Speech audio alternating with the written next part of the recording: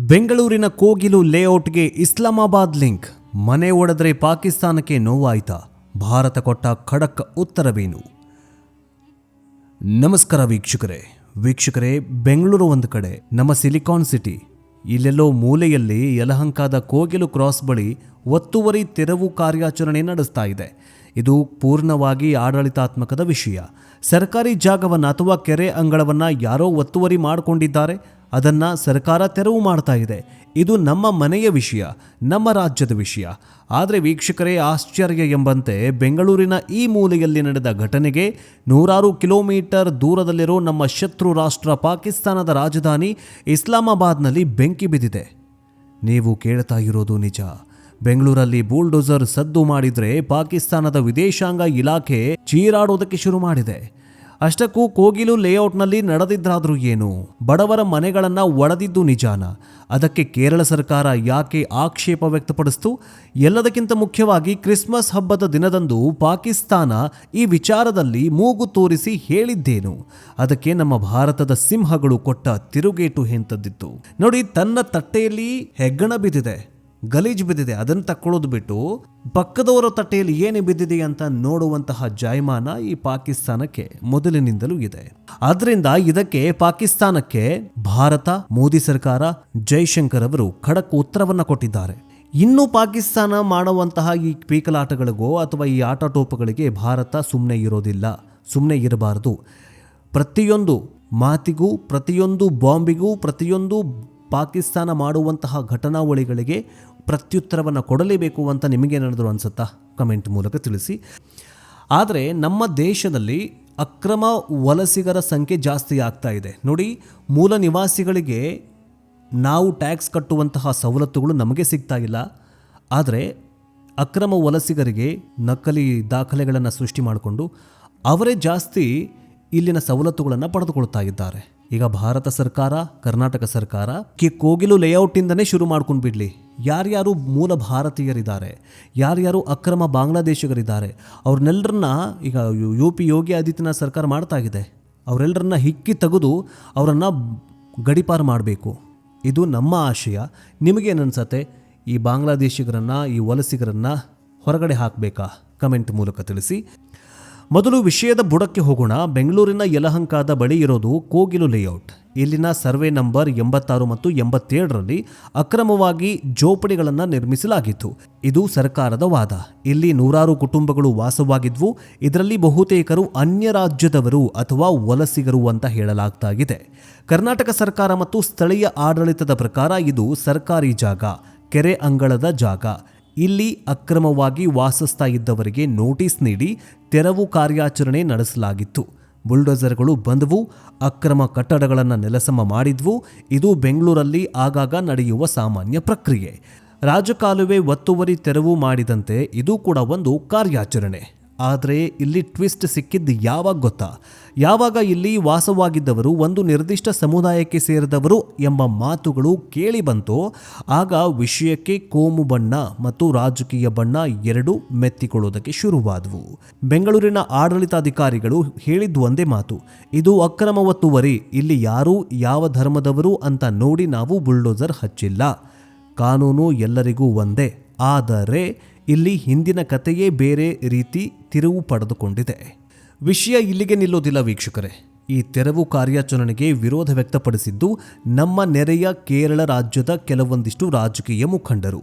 ಕರ್ನಾಟಕದಲ್ಲಿ ಬಡವರನ್ನ, ನಿರ್ದಿಷ್ಟವಾಗಿ ಅಲ್ಪಸಂಖ್ಯಾತರನ್ನ ಟಾರ್ಗೆಟ್ ಮಾಡಲಾಗ್ತಾ ಇದೆ ಎಂಬ ಆರೋಪಗಳನ್ನು ಮಾಡ್ತು ಇದೇ ಕೇರಳ ರಾಜ್ಯ. ಸೋಷಿಯಲ್ ಮೀಡಿಯಾದಲ್ಲಿ ಫೋಟೋಗಳನ್ನು ಹರಿದು ಬಿಡ್ತಾರೆ.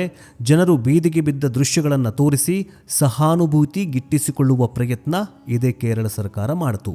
ನಮ್ಮ ದೇಶದೊಳಗಿನ ರಾಜಕೀಯ ಪಕ್ಷಗಳು ಪರಸ್ಪರ ಆರೋಪ ಪ್ರತ್ಯಾರೋಪಗಳನ್ನು ಮಾಡೋದು ಪ್ರಜಾಪ್ರಭುತ್ವದಲ್ಲಿ ಸಹಜ. ಕೇರಳ ಸರ್ಕಾರ ಪ್ರಶ್ನೆ ಮಾಡಬಹುದು, ಕರ್ನಾಟಕ ಸರ್ಕಾರ ಇದಕ್ಕೆ ಉತ್ತರ ಕೊಡಬಹುದು. ಇದು ನಮ್ಮ ಆಂತರಿಕ ವಿಷಯ, ಅಣ್ಣ ತಮ್ಮಂದಿರ ಜಗಳ ಇದ್ದ ಹಾಗೆ. ಆದರೆ ಯಾವಾಗ ಈ ಜಗಳದ ಲಾಭ ಪಡೆಯೋದಕ್ಕೆ ಮೂರನೆಯವನು, ಅದು ಕೂಡ ನಮ್ಮ ಪರಮ ವೈರಿ ಪಾಕಿಸ್ತಾನ ಎಂಟ್ರಿ ಕೊಡ್ತಾನೋ ಆಗ ಕಥೆಯೇ ಬದಲಾಗ್ಬಿಡತ್ತೆ. ವೀಕ್ಷಕರೇ, ಈಗ ಬರೋಣ ಪಾಕಿಸ್ತಾನದ ಕಪಟ ನಾಟಕದ ಬಗ್ಗೆ ಮಾತನಾಡೋಣ. ಘಟನೆ ನಡೆದಿದ್ದು ಡಿಸೆಂಬರ್ ಕೊನೆಯ ವಾರದಲ್ಲಿ.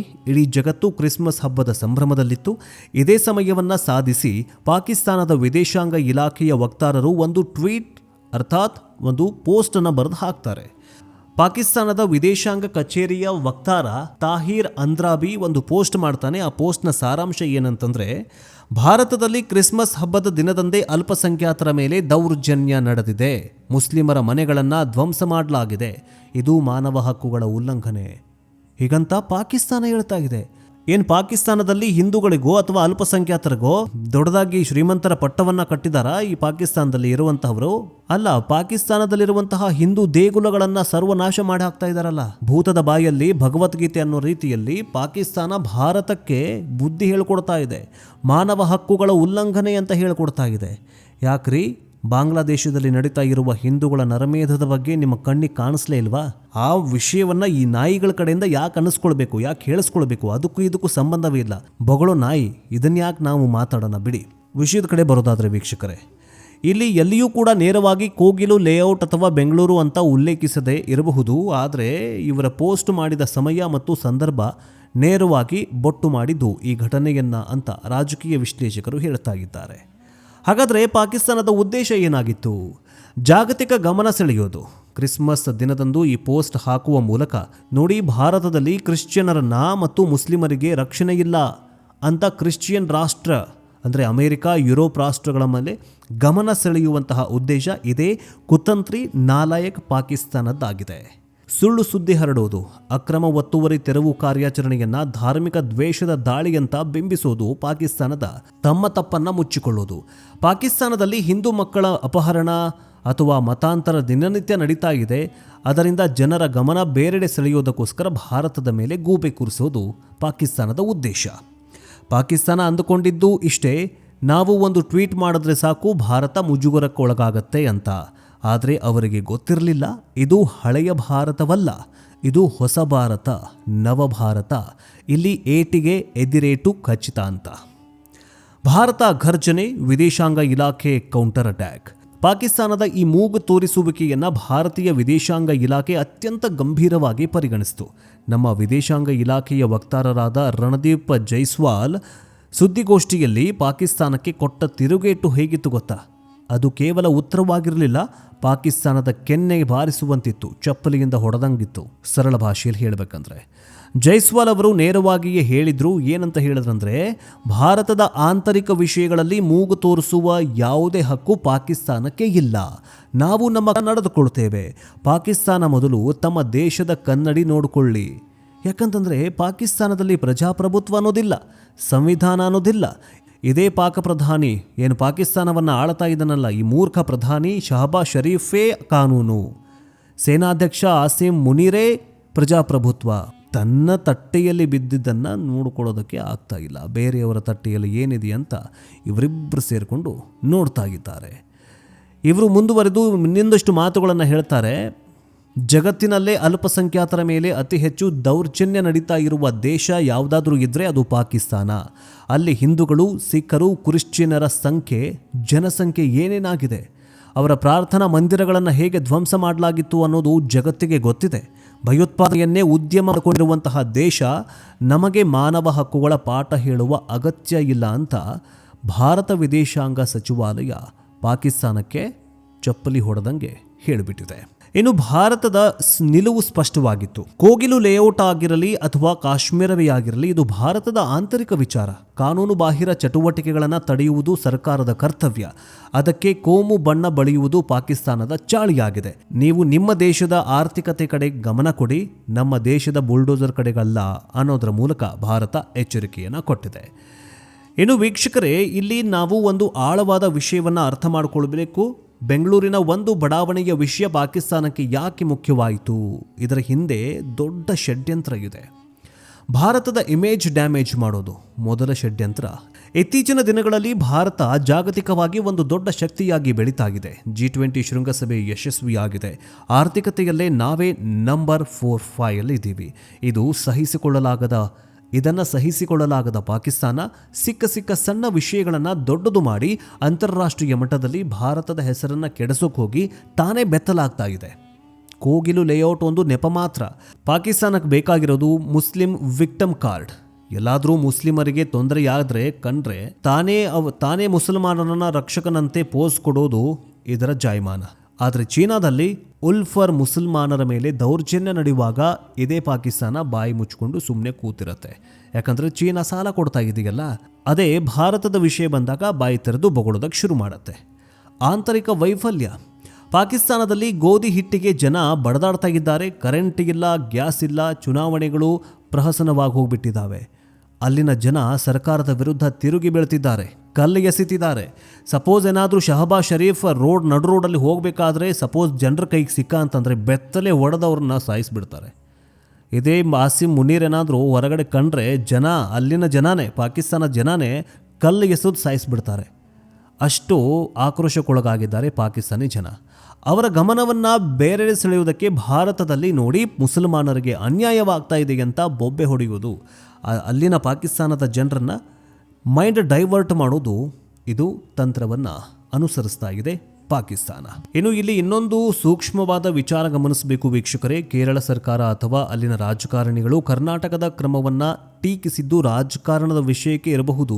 ಆದರೆ ಯಾವಾಗ ಪಾಕಿಸ್ತಾನ ಈ ವಿಷಯದಲ್ಲಿ ಮಧ್ಯಪ್ರವೇಶ ಮಾಡುತ್ತೋ ಆಗ ಭಾರತದ ಎಲ್ಲ ರಾಜಕೀಯ ಪಕ್ಷಗಳು ಒಂದಾಗಬೇಕು. ಮನೆಯ ಜಗಳವನ್ನು ಬೀದಿಗೆ ತಂದರೆ ಶತ್ರುಗಳು ಲಾಭ ಪಡಿತಾರೆ ಎನ್ನುವುದಕ್ಕೆ ಕೋಗಿಲು ಲೇಔಟ್ ಘಟನೆಗೆ ಸಾಕ್ಷಿ. ನಮ್ಮ ಆಂತರಿಕ ಭಿನ್ನಾಭಿಪ್ರಾಯಗಳನ್ನು ಪಾಕಿಸ್ತಾನ ಅಂತಾರಾಷ್ಟ್ರೀಯ ವೇದಿಕೆಯಲ್ಲಿ ತನಗೆ ಬೇಕಾದ ಹಾಗೆ ತಿರುಚಿ ಬಳಸ್ಕೊಳ್ತಾ ಇದೆ. ಇದು ನಮ್ಮೆಲ್ಲರಿಗೂ ಕೂಡ ಒಂದು ಪಾಠ. ಕರ್ನಾಟಕ ಸರ್ಕಾರ ಸ್ಪಷ್ಟಪಡಿಸಿದೆ, ತೆರವು ಕಾರ್ಯಾಚರಣೆ ಅಕ್ರಮ ಕಟ್ಟಡಗಳ ವಿರುದ್ಧವೇ ಹೊರತು ಯಾವುದೇ ಧರ್ಮದ ವಿರುದ್ಧವಲ್ಲ. ಕಾನೂನು ಎಲ್ಲರಿಗೂ ಒಂದೇ ಆಗಿರಬೇಕು. ಒತ್ತುವರಿ ಮಾಡಿದವರು ಯಾರೇ ಆಗಿರಲಿ ಕ್ರಮ ಕೈಗೊಳ್ಳಲೇಬೇಕು. ಇದನ್ನು ಪಾಕಿಸ್ತಾನ ಪ್ರಶ್ನಿಸಲು ಸಾಧ್ಯವಿಲ್ಲ ಅಂತ ಸ್ಪಷ್ಟವಾಗಿ ಹೇಳಿಬಿಟ್ಟಿದೆ. ಇನ್ನು ಇಲ್ಲಿ ಇನ್ನೊಂದು ವಿಚಾರ, ಈಗಾಗಲೇ ಪಾಕಿಸ್ತಾನ ಇದು ಅಂತಾರಾಷ್ಟ್ರೀಯ ಮಟ್ಟಕ್ಕೆ ಕೋಗಿಲು ಲೇಔಟನ್ನು ಏನು ತೊಗೊಂಡು ಹೋಗಿದೆಯಲ್ಲ, ಇಲ್ಲಿ ಇನ್ನೊಂದು ಸ್ಪಷ್ಟವಾಗಿ ಇನ್ನೊಂದು ಬಹಿರಂಗವಾಗಲೇಬೇಕು. ಆಗಿದೆ ದೊಡ್ಡದಾಗಿ ಹೋಗ್ಬಿಟ್ಟಿದೆಯಲ್ಲ ವಿಷಯ. ಈಗ ಕೋಗಿಲು ಲೇಔಟ್ನಲ್ಲಿ ಇದ್ದಂತಹ ಜನ ಯಾವ ಧರ್ಮದವ್ರು ಬೇಡ, ಯಾವ ದೇಶದವರು ಅನ್ನೋದು ಇಲ್ಲಿ ಸ್ಪಷ್ಟವಾಗಿ ಗೊತ್ತಾಗಲಿ. ಅವರು ಭಾರತೀಯರೇ ಆಗಿದ್ರ, ಮೂಲ ನಿವಾಸಿಗಳೇನ, ಅಥವಾ ಅಕ್ರಮ ವಲಸಿಗರ, ಬಾಂಗ್ಲಾದೇಶಿಗಳ? ಯಾಕಂತಂದರೆ ಬಾಂಗ್ಲಾದೇಶಿಗಳ ಹಾವಳಿ ಜಾಸ್ತಿ ಆಗ್ತಾ ಇದೆ. ಕರ್ನಾಟಕದಲ್ಲಿ ಲಕ್ಷಾಂತರ ಬಾಂಗ್ಲಾದೇಶಿಗಳು ವಲಸೆ ನಿಂತಿದ್ದಾರೆ. ಬರೀ ಕರ್ನಾಟಕ ಅಷ್ಟೇ ಅಲ್ಲ, ಇದೇ ಕೇರಳದಲ್ಲೂ ಕೂಡ ಅಷ್ಟೇ. ಕೇರಳ ಬಗ್ಗೆ ಈಗೇನು ಮಾತಾಡಲ್ಲ, ಮುಂದಿನ ವಿಡಿಯೋದಲ್ಲಿ ಮಾತಾಡ್ತೀನಿ, ಏನು ಮಾತಾಡಬೇಕು ಅದನ್ನು ಮಾತಾಡ್ತೀನಿ. ಆದರೆ ನಮ್ಮ ದೇಶದಲ್ಲಿ ಅಕ್ರಮ ವಲಸಿಗರ ಸಂಖ್ಯೆ ಜಾಸ್ತಿ ಆಗ್ತಾ ಇದೆ. ನೋಡಿ, ಮೂಲ ನಿವಾಸಿಗಳಿಗೆ ನಾವು ಟ್ಯಾಕ್ಸ್ ಕಟ್ಟುವಂತಹ ಸವಲತ್ತುಗಳು ನಮಗೆ ಸಿಗ್ತಾ ಇಲ್ಲ. ಆದರೆ ಅಕ್ರಮ ವಲಸಿಗರಿಗೆ ನಕಲಿ ದಾಖಲೆಗಳನ್ನು ಸೃಷ್ಟಿ ಮಾಡಿಕೊಂಡು ಅವರೇ ಜಾಸ್ತಿ ಇಲ್ಲಿನ ಸವಲತ್ತುಗಳನ್ನು ಪಡೆದುಕೊಳ್ತಾ ಇದ್ದಾರೆ.